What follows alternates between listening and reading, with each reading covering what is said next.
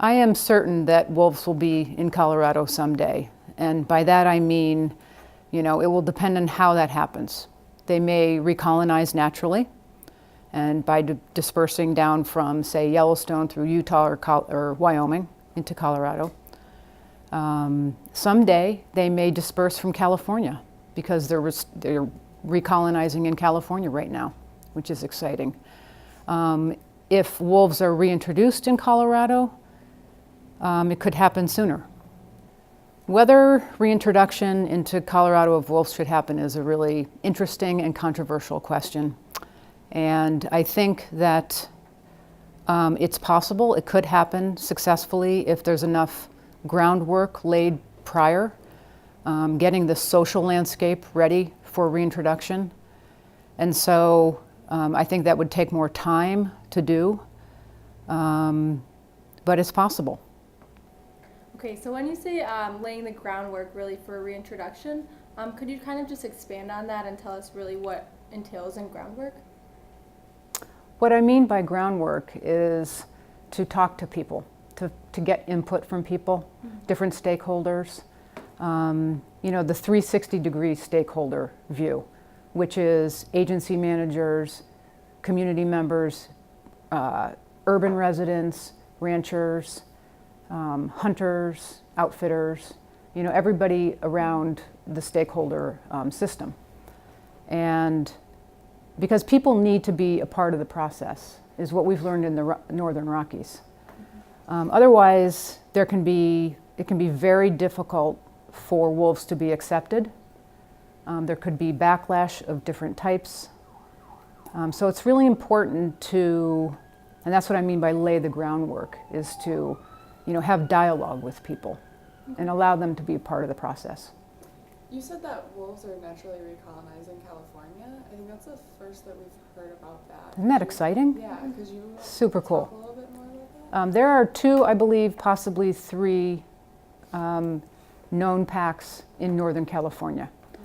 And this one amazing wolf, OR7, created that, coming down from Oregon. OR meaning Oregon. And OR7 roamed around trying to find a mate for a long time and ended up contributing to the beginning of the recolonization of wolves in California. And how is that accepted in California, do you know, by the public? Yeah, it's a great question. The acceptance of wolves in California is a great question right now because it's new. So I recently spoke with someone who did a tour of ranches in Northern California, and the farmers and the ranchers are having a hard time accepting this.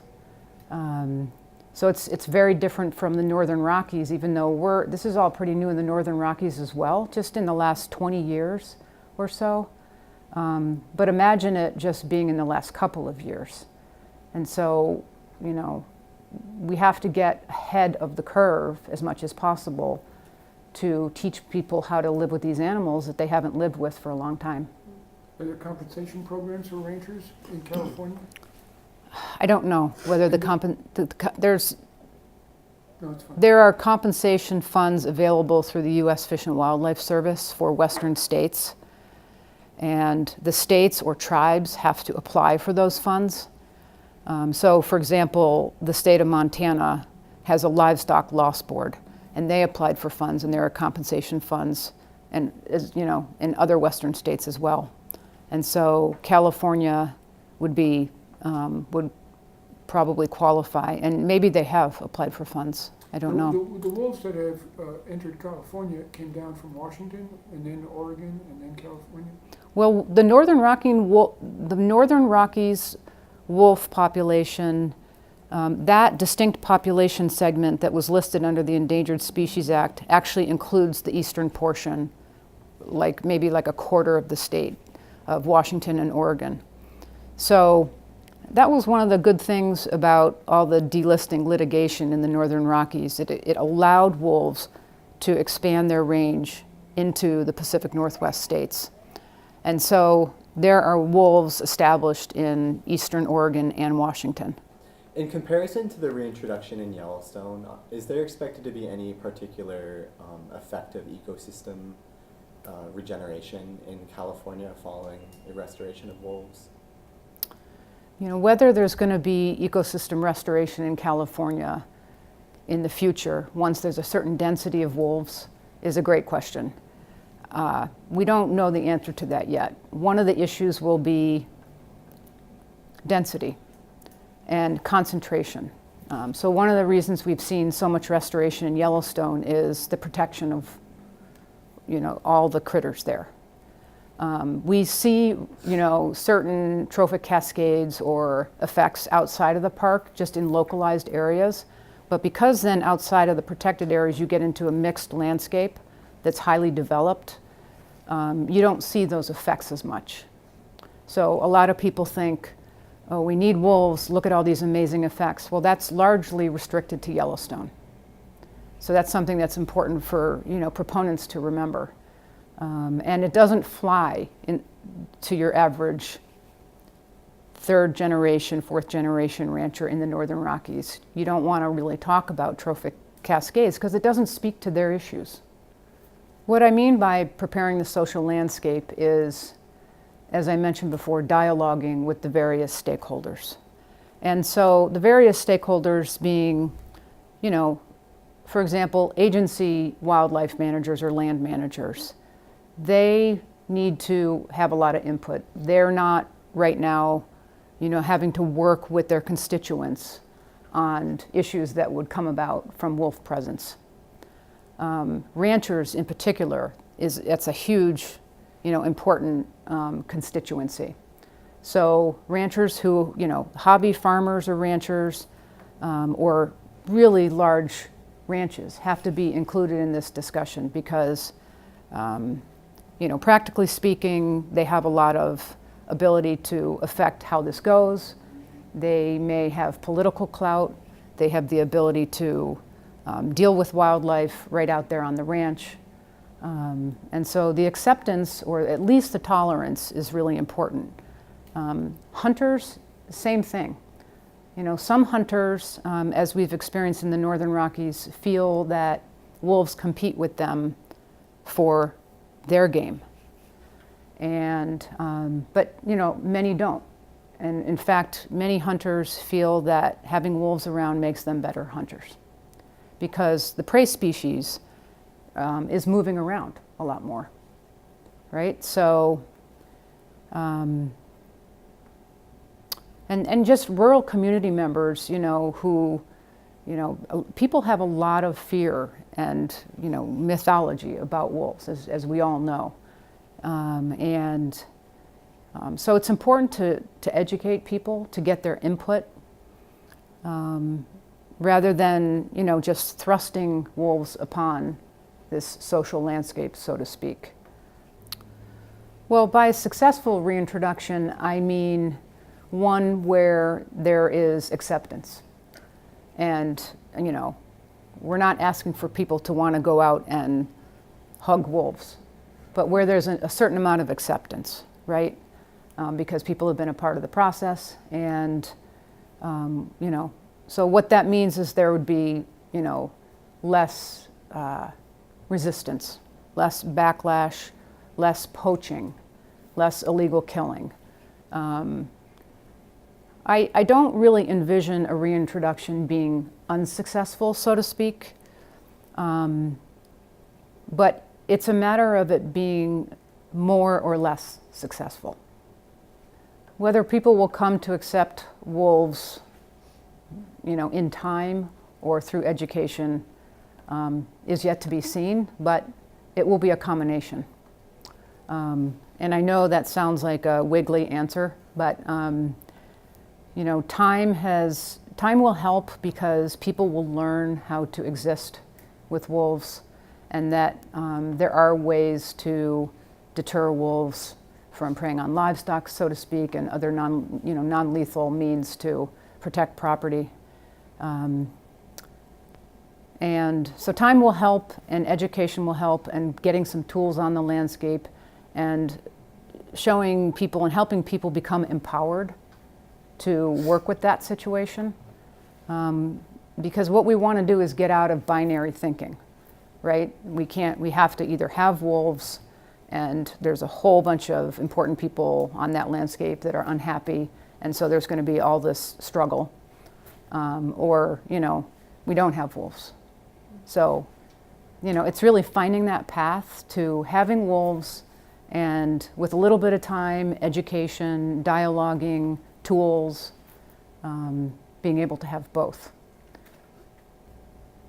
Policymakers will either make this happen or they won't. So it's up to policymakers. And, all of the stakeholders can influence that policy and those policymakers. So, again, as I mentioned before, wolves will eventually be in Colorado, I believe. But it's the policy of reintroduction that has to be an affirmative decision that would need to take place in order for reintroduction to happen. And it's the lack of a decision, which is also a policy, right? So a non-policy is still a policy, and wolves will recolonize naturally if that's the case. And we've had 2 wolves get into Colorado and be killed. And there may be wolves there now, we don't know it. Just like there may be grizzly bears in central Idaho, and we haven't confirmed that yet. But there's habitat. And so I don't think that people can stop this from happening naturally, eventually. But people can stop a reintroduction effort. As I mentioned, some hunters feel that wolves compete with game animals that they want to hunt. And so, that's not justification for doing anything in particular. However, in my view, we live in a socially constructed world. And so to them, it is justification. And so I think, especially with wolves that are so demonized, more than even grizzly bears, quite a bit more. With wolves that are so demonized, we have to, and this will sound like a cliche because it is, meet people where they are. And so that's the debate, right? I mean, it's sort of like, it's not justification for me and maybe from your perspective, but it might be to people on the ground who are very influential. And so, because I am working with a community conservation outfit, I see things from a socially constructed viewpoint. And so we have to meet people where they are and figure out, how can we empower them? How can we influence them? We are agents of change. So, we have to figure out that piece, but we have to take as valid the perspectives of all the different stakeholder groups. Whether wolves in Colorado can coexist with people everywhere or persist everywhere, they basically cannot be everywhere, right? They need a prey base. That's one of the most important things. We don't want them to prey on livestock. So it'll be really up to, secure habitat and a prey base, and that's unlikely to be in highly developed areas, although you wouldn't know that from being in Estes Park, right? So I think there are some places where there are a lot of prey species where wolves may be attracted to, and that would be a very interesting situation because those areas are really developed by people. I don't know what would happen in areas like that with so much human development and so many prey species. Hopefully there'd be enough prey outside of those areas so that wolves would not need to become and get habituated potentially by humans and development. There is quite a bit of available habitat, and so those landscape features have to match up to support a certain population of wolves. And then we'd want them to be connected to, we wouldn't want them to be an isolated population, although That's what we have had in the Northern Rockies at certain times, and eventually they expand out so that they can connect. But we'd like to set up, obviously, if reintroduction does happen, obviously it would be ideal if wolves would eventually reconnect with the Northern Rockies population and the Mexican wolves or the Southwest wolves. Lethal control of wolves is very effective for solving, an acute problem. And I would argue that lethal control has to be on the table. I'm in the business of non-lethal control, and I'm saying that. So, but it's real challenging to have people accept or explore or experiment with non-lethal tools if lethal control is not a part of that picture. So non-lethal control, or proactive tools, or conflict prevention, is a more accepted phrase in the field, can be very effective. It also can be expensive depending on what tool you're applying. And so it really depends on what your goal is. So effectiveness will be measured by what your goal is. So, so effective to a rancher may be different than effective to a wolf proponent conservationist. Some ranchers just don't want their livestock to be bothered by wolves. Wolves kill and eat livestock. They can bother livestock. There is some evidence that they may affect the weight of livestock, and of course weight is important to livestock. So there are different impacts that can occur. People in Carnivores, the nonprofit I work with, has not taken a position on the Colorado reintroduction idea. We stay out of policy issues because we work in communities with all the stakeholders, and in order to do that, we need to stay fairly open to all possibilities. Or I could say it another way by staying neutral or not taking positions on, certain proposed policies. If, we would be happy to advise, consult, help, lay that social groundwork, or also participate in any way in helping people learn how to live with wolves, because we have, a combined experience of over 40-something years in applying proactive tools to prevent conflicts with livestock. Well, where large carnivores exist, we are in favor of coexistence, and that's what we help to make happen. Our mission at People in Carnivores is to restore and reconnect carnivore populations. So that's at the core of our work. So, clearly we are conservationists who want to see large carnivores on the landscape. They're native wildlife. We can do it. And so we help people actually, equip themselves and even help to implement those tools. We have supported some policies that relate directly to coexistence being required or coexistence resources. So there have been, state level bills or even federal bills that have been introduced that relate to resources being given to coexistence work. However, we're leaving the policy work to the groups that have that expertise. And even though, to be authentic, I have to say we want to see large carnivores on the landscape because we believe we can coexist with them. Policy work is not our bailiwick, and it really makes it difficult taking certain positions to work with certain stakeholders. For People in Carnivores, it's really about where large carnivores are currently and where we want them to get to, right? And so that does include, places like we'd love to see there be connection between Southwest wolves and the Northern Rockies population.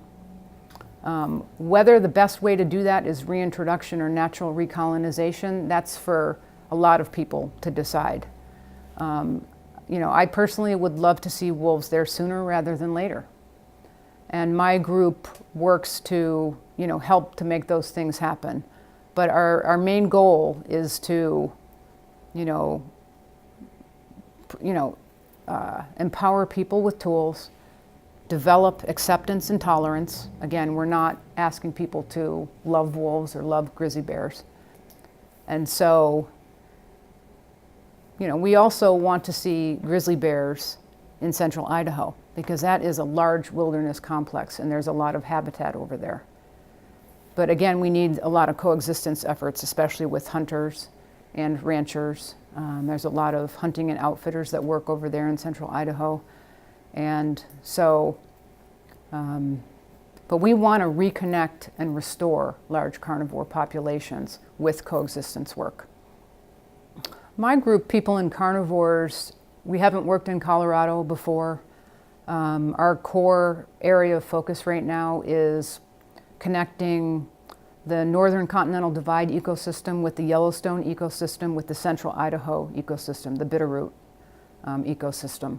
And so we're focusing in an area, the lower and the high divide area between those three core habitat areas. And there are several valley communities that are, almost like minefields in a way for a large carnivore trying to disperse out to, say, from Yellowstone to Idaho. But people live there, and there are ranching operations and all sorts of livelihoods that need to be kept safe as well. And so, we focus in those valley communities and also in the backcountry as well. And so I'm not sure whether we would work in Colorado or not. We have the expertise. Whether we have the resources or not, that's up in the air. But there are certainly ways we could help advise on how to, help people begin to live with wolves. Ideally, we did not do this as well as we could have with Yellowstone reintroduction. We get out ahead of wolves getting to Colorado by any means. And so, same in California. It's like what tends to happen, and this is probably realistic in terms of resources, especially in NGOs who do a lot of this work in partnership with landowners and agency managers. But ideally, we get out in front of it and again, sort of talk with people, start to educate people, start to share what tools can be used, hear people's concerns. And I know that the Colorado Wolf Project is doing some of that work now, so that's great. And so, and I know people are doing it in Northern California as well. People and large carnivores cannot coexist everywhere. Large carnivores can't be in a lot of places. But where they can be and where they can persist is where we want to prioritize coexistence resources. So there are a lot of places where large carnivores just shouldn't be or can't be. And when I say shouldn't be, I mean because they're not going to be able to survive there. And so we have to be realistic about this. And we can be, because there are still areas with enough habitat and a prey base, like areas of Colorado or California. And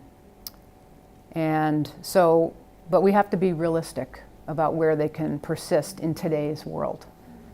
And in other parts of the world, they do it differently because they work their land differently. So there are wolves in, Spain and Italy, and they can be somewhat more, but much lower populations, but they can be somewhat, more integrated with that landscape because of the way they farm and ranch. But in the United States, there are a lot of places where large carnivores can't be. There are changes that ranchers can make and to accommodate wolves, for example. You know, there's different kinds of grazing regimes that can be used that keep livestock bunched up rather than scattered, and that's a natural defense for any ungulate or, you know, and, you know, we have largely bred that out of a lot of cattle breeds, but they can relearn it. And so there are ways to ranch that would accommodate wolves or would allow wolves to be present. There are also, you know, other tools, different fencing tools, different scare devices. There are a variety of tools that can be used in ranching that would, you know, maybe assuage the ranchers' concerns, help them sleep better at night, and hopefully deter predation. One of the reasons that I think lethal control has to stay on the table in coexistence pictures is because it's a way for people to, ranchers for example, to experiment. It sort of provides a little security. So mostly, you know, lethal control has been the tool, like with coyotes, for example, that has been used. And so to take that away from people might not make a lot of sense while we wholesale substitute lethal control in with learning how to use proactive preventative tools. So the other thing is that prevention doesn't work all the time. And what we can do is reduce conflicts and reduce losses on all sides. And that's really, you know, sort of the dream of non-lethal work, is as much reduction of losses as we can create, but we won't, you know, eliminate losses. And so lethal control has to be used in some cases where there might be chronic predation, and it's just the only thing that is left to use. I personally would love to take the lethal solution out of the way, but it's not realistic, and we can't prevent predation and, in fact, chronic predation in some instances. And so the idea would be to use as many preventative tools that make sense for a certain context, because, you know, non-lethal tools are affected by the landscape features, the livestock, whether it's cattle or sheep, the landowner, the rancher. There are a lot of things that affect this work, and it doesn't work all the time. And we have to be upfront about that. Otherwise, there's no credibility there for it.